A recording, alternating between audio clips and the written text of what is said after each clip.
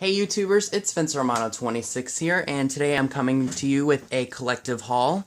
This is everything that I've gotten the last week and a half or so. I apologize for not getting it uploaded. There's been a lot going on, and my work schedule's been a little crazy. But since I have some free time, I decided I thought I would film this for you. But before I start today, I do want to give a shout out to Angie Martin with Treasured Vintage because I have a piece here that you guys probably saw in one of her jewelry haul videos. I thought it was really, really neat, and I just couldn't pass it up because it was so unique. And she gave it to me for a really good price. And I also want to give a shout out to Adam with Dirt and Rust. He picks like the rest of us, but he likes the dirty, rusty, like stuff that you dig up out of the ground or find in an old barn. He's been making videos since about January of 2012, so I started in 2013. And he's got over 200 videos, and he's only got 74 subscribers.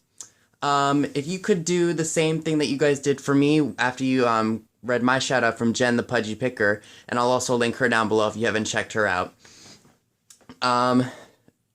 Please go over to his channel, check out his videos, and I want to boost him over 100 for sure. So Adam, if you're watching this, I hope your subscriber count goes up in the next few days or so. So, now let's get to the haul. This is a collective haul from an antique store. I got one piece from the flea market that we did weeks ago. There was only one vintage thing that I found, so I didn't feel the need to do one video for that. So, we went to a new thrift store that one of my coworkers told me about. And I'll get to the details about my job status later on in the video.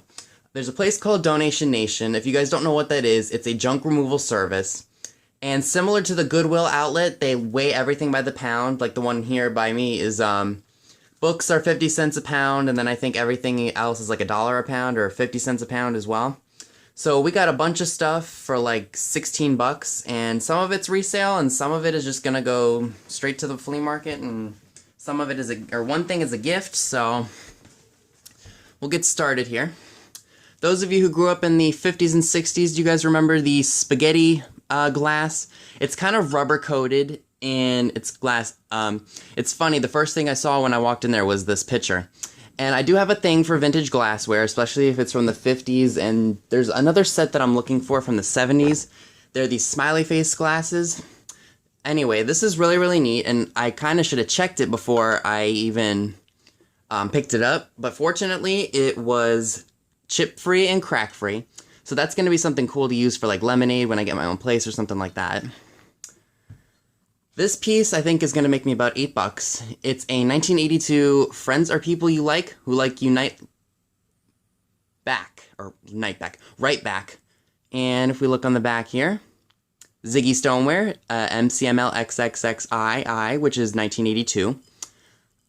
This, I think, like I said before, I could probably get 7 or 8 bucks for. I didn't see this one on there, so maybe that's a good sign. Maybe this one's a little bit harder to find than the others. Ooh, that wasn't a good sound. Whew, no chips. Alright, this piece is for my aunt. I bought something similar to this in one of my flea market hauls. It's just a small little Pyrex nesting bowl, and the color on it is really, really great. It's not faded or anything. I am going to wash it before I give it to her. I got a bunch of stuff downstairs on my eBay table that I have to give to her, so I hope she'll like that, and I'm sure she will. Okay, this is the one piece that came from the flea market. It's really, really neat, actually. It's just an alligator, and I think he's looking over a swamp or something. Usually when I find alligator or crocodile stuff, it's Florida souvenirs. Most of the time when I find it, it's a lot of Florida stuff. And that stuff just doesn't do well on eBay, but this I gave to my dad kind of as an early Father's Day gift. I didn't see any maker's mark on it anywhere, like Stamped Japan or anything. There may have been a sticker on the bottom here at one point, but that was really neat. And I'm glad that he liked it. He could probably put his loose change or something in there, and it fits him perfectly. He loves his alligators. Okay, and this was also purchased on Father's Day. We went out to antique stores and stuff for Father's Day and thrift stores, and that's when I found out about the new thrift store, Donation Nation. This is a really, really neat piece. It's a 1950s Popeye marionette, or not a marionette, a hand puppet. He is missing one of his arms, as you can see right here.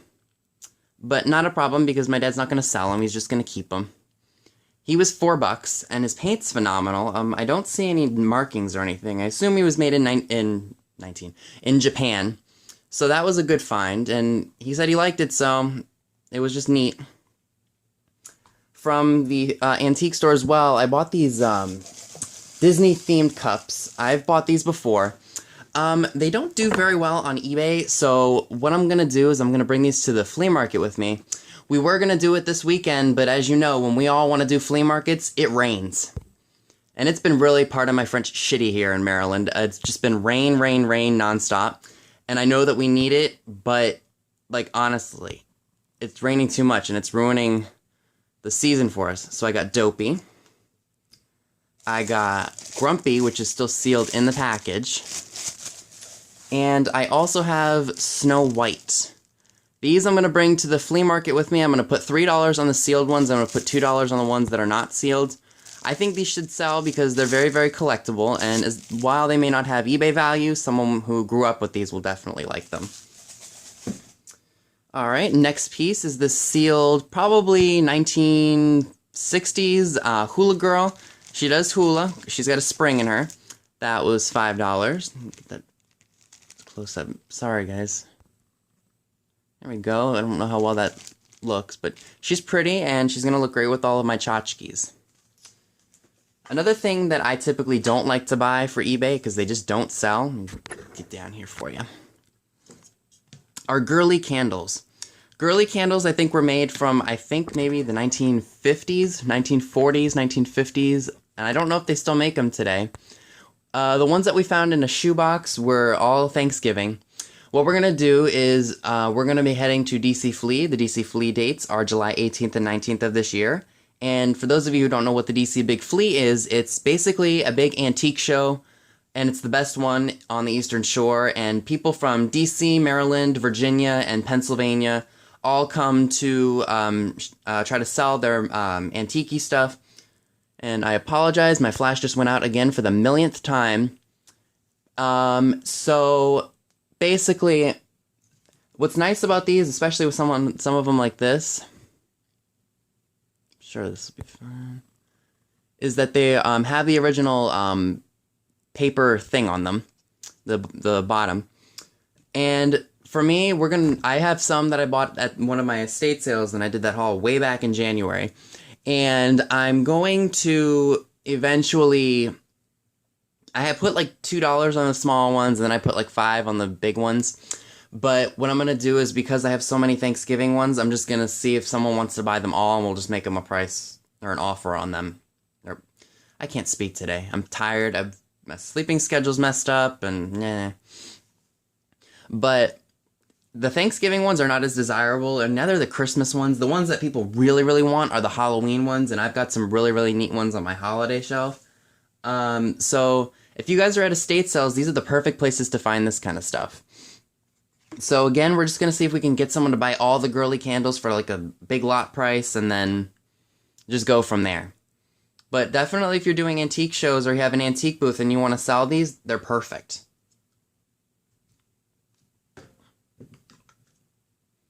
Alrighty, and the last piece from the Donation Nation place is this 1968 jewelry box. Let me see if I can focus for you. When you open it up, the girl did come off of here. I think she's broken in the back. I'm not going to wind this all up completely. Yeah. I'll just bring that to the market and put $5 on that. Someone will buy that. Alright, oh, there's more Donation Nation stuff, sorry. Alright, this is something that's really, really neat. For those of you who are children of the 1970s, this is an Arts and Crafts Today kit. Brand new, never been taken out of the box. So, these are not eBay worthy, so this is going to go to the market for $5. I'm debating on whether or not I should do an eBay duds video. A woman on here that I'm sure many of you guys follow, her name is Ann with cnsave.com. She did a whole video on eBay duds, and I'm thinking maybe I should do that just to let you guys know that certain things that I've purchased just don't sell for me, so I'll think about doing a video for that. So hopefully I can get $5 for that. Okay, now this is stuff that my dad found. Well, he found the Girly Candles as well. This is stuff that he's going to be selling on eBay, and then some other cool stuff that he found he's going to put on his, in some frames, and then he's going to frame it and put it up in his room, or in his office. First thing, this is the eBay thing. It's a Star Wars Empire Strikes Back sketchbook. It was produced in 1980, and it's got sketches of like Boba Fett and things like that. Not a huge fan of the Star Wars franchise or Star Trek. I'm sorry, guys, but I'm more of I Love Lucy, Bewitched, and I Dream of Jeannie. So, Star Wars, Lord of the Rings, and all that other stuff, forget about it. So that was an eBayer. Now, if you guys ever come across these records here, definitely pick them up, whether you're going to sell them or whether you're going to keep them for yourself. They are the coolest things ever, and the theme for these records that I'm going to show you, they're extremely popular in the market. So we were stumbling upon all these records, or my dad was, and he found a bunch of these monster records. This one has Frankenstein, and I think that's Dracula. Very, very neat. Yep, Frankenstein and Dracula. The record is in there, and I didn't even see these guys down here. Look at that. If you guys can find, like, toys of these guys, be it I don't know, an action figure or anything, you got a pretty big ticket piece. So those were cool. Here's what the back looks like, just all the other records that you could possibly get. I don't think this one was the one that had the most value on it. It was this one right here. It's the Disneyland Haunted Mansion piece. Let's see if I can open that and show it to you guys. I kind of wish that I'd seen this record before. That's what it looks like. Because it has... Oh no, it's not this one. This one, the record's not in there, but the album piece is just wicked cool. This one online can sell for about 75 bucks, so that was a good find. This one also does not have the album or the record in it. So what we're going to end up doing is he's just going to frame them. But I wish I had seen this one because look at that. It's got skulls on it, and y'all know I am a skull freak. But I don't necessarily want to own everything that's a skull because I have certain tastes with skulls and skeletons. I do like this one, but I'm sure I can find this again at a flea market for like $1. And if I do, great. And they're not hard to find, so. Okay, and I guess I'll get to the piece that Miss Angie Martin sent me. Alright, those of you who watched her video, you guys probably saw this really, really neat looking bracelet. I thought it was a necklace. And I'm not going to be wearing this because, you know, I don't want to, you know, stereotype anything. But what's really, really neat about it is that you open it up, it's got rhinestones on it. And it was really unique. You open it up, and you unfold it. And let's see if I can get that to focus.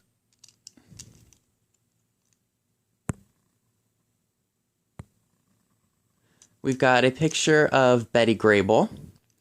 We got 2 pictures of Cary Grant, and we've got a Betty Davis picture. Coincidentally, I just actually watched a documentary on Betty Davis. You know, she was a pretty tough woman. Like, you didn't want to mess with her in Hollywood because she knew what she wanted. All of these people, coincidentally, are actually not with us anymore. They passed, I think Betty Davis passed in, like, the 80s. Yeah, I think 1989 she passed away. Betty Grable died when she was really young. I think she was only like 56, and she died in 1973. Don't remember when Cary Grant passed away. This is something that I'm definitely going to treasure for a long time. I paid 16 bucks for it. There's one on Etsy that Angie told me was someone was asking 40 bucks for. She cut me a deal on it, and I told her I was just going to keep it because it's not something you see every day. I think someone maybe made this in like, I don't know, 50s, 60s. It's definitely a really cool piece, and I'm going to treasure this for a long time. So, Angie, thank you if you're watching. If I can get that to shut. There we go. There we go. Alright, this is something that I typically do not buy because they're not worth a lot of money, but I saw it at an antique store once for 40 bucks, and I really, really wanted it, but I didn't want to pay the $40. It's just this lay off this old man's private stuff decanter. I think it was a souvenir of some sort. It's got a nude pinup girl as the cork. And I think the whiskey came out of her breasts. which is kind of funny. After I bought this one, I realized that the stopper wasn't the one that I wanted, but I still think it's neat, so I'll just buy another one. It's they're not hard to find. I just have to wait for another one to go up with the girl on it that I want. Sorry guys, I'm having focusing issues today. So this cost me $2.99 minus shipping. Shipping was like $9.75, but you guys know that I subtract that because that's just a whole other thing that I have to worry about paying for. So for $2.99, that was way better than trying to spend $40 on one. Okay, I saved the best piece for last because it really is a real treasure, and I couldn't believe that I got it for the price that I did.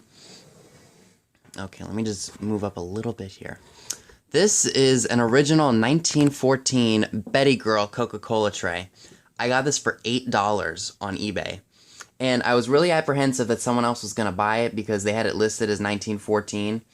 And I'm really, really happy that I got it. It is in beat-up condition. Like, we got some dents up here, and we've got, like, some paint missing, like, on her face and down on her lace outfit, which was very popular in the turn of the century, teens.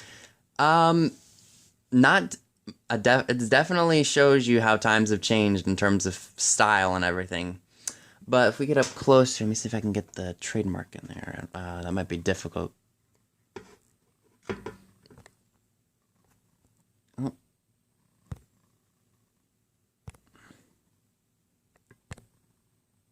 Sorry guys, I'm trying to get the...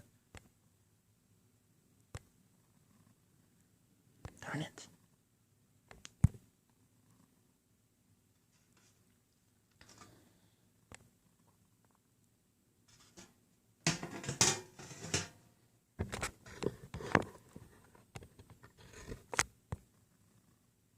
Well, I don't know how well you guys can see it, but in the tail of the first C, the trademark is registered, so this is a clear indication that this is an authentic original.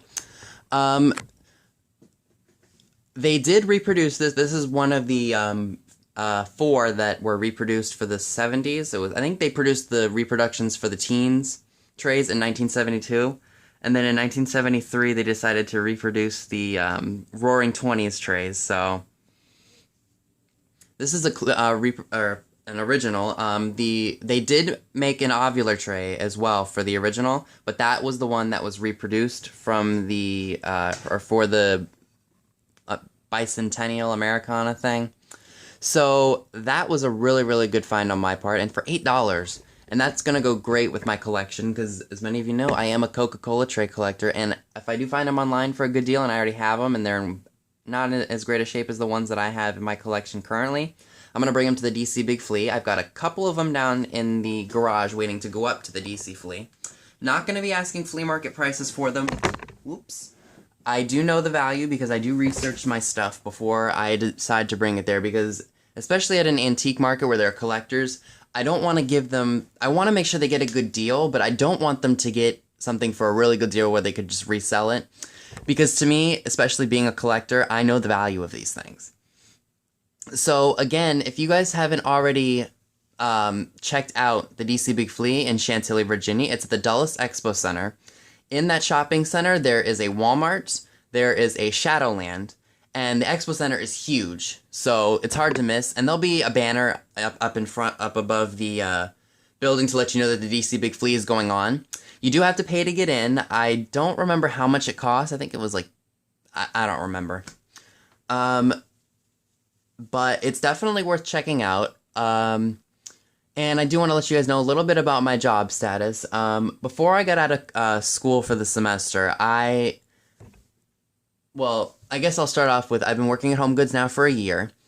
And I really got fed up with having to close every night because I'm telling you, when you work in a discount store and you have to close constantly, it means you're constantly doing returns, and I'm saying constantly a lot.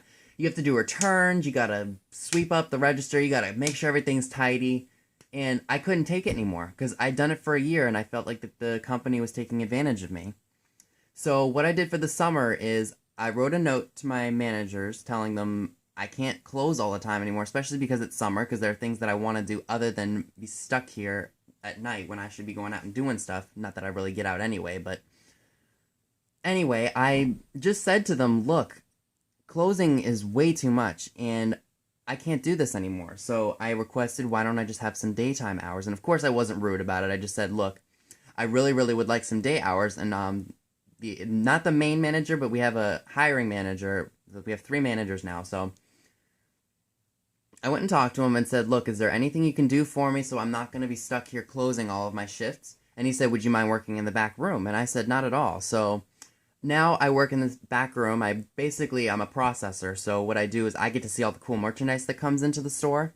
So I've been mostly doing storage, bath, and kids and pets.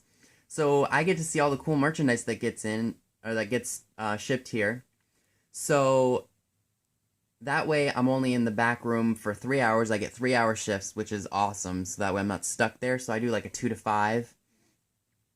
And then there are days, like, I'll do 2 7-hour shifts, and then I'll do, like, a 9-hour shift. And I do get 45-minute breaks, and then I get a 15, so that helps. And I'm making some decent money, and I do need the money, because not next weekend, but the following weekend, I head up to OC, so I'm really, really happy about that. And, yeah, that was my small haul for you. We are heading out to some antique malls. I haven't really done any research to see what antique malls are around. So I'm going to head and do some research on that and see if I can find anything cool to show you guys tomorrow. So if you haven't already done so, please remember to go and check out Adam with Dirt and Rust. Remember, I'll link him down below, so all you got to do is click that link and go check out his channel. And also, if you haven't already subscribed to Jen the Pudgy Picker, I will link her down below as well, and as well Angie Martin with Treasured Vintage. They find really, really cool stuff. Watch their videos, get to know them, get to know what they like. And thank you all for watching. And remember to comment and subscribe to this channel if you haven't already done so. I appreciate all of my new followers, and I can't wait to show you guys more. Bye.